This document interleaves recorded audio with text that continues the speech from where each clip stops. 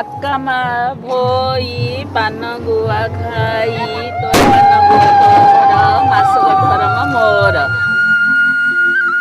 ଆ କା ମା ବଇ ପାନ ଗୁଆ ଥୋଇ ପାନ ଗୁଆ ତୋର ମାସକ ଧରମ ମୋର। କାର୍ତ୍ତିକର ପ୍ରତ୍ୟୁଷରେ ସ୍ନାନ ସାରି ସବୁ ଓଡ଼ିଆ ସୋଲ କି କଦଳୀ ପାଟୁକାର ଡଙ୍ଗା ଭସାଇ ଏହି ଧର୍ମ ମାସର ପୁଣ୍ୟ ମନାସିଥାନ୍ତି।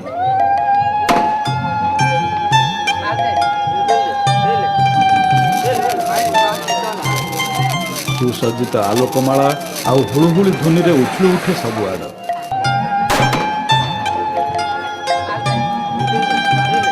ପୂର୍ଣ୍ଣିମା ସକାଳର ଅବସର ପୁରି ଉଠେ ପବିତ୍ରତାରେ।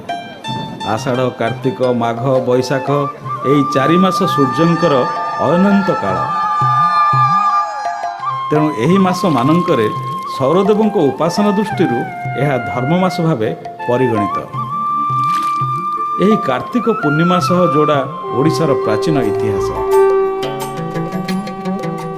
ଦିନେ ଓଡ଼ିଆ ସାଧବ ପୁଅ ସମୁଦ୍ରରେ ବୋଇତ ମେଲି ଦେଇ ବାଣିଜ୍ୟ କରି ଯାଉଥିଲା ସୁଦୂର ବାଲି, ସୁମାତ୍ରା, ଜାଭା ପୁଣି ବୋର୍ଣ୍ଣିଓ ଦ୍ୱୀପକୁ।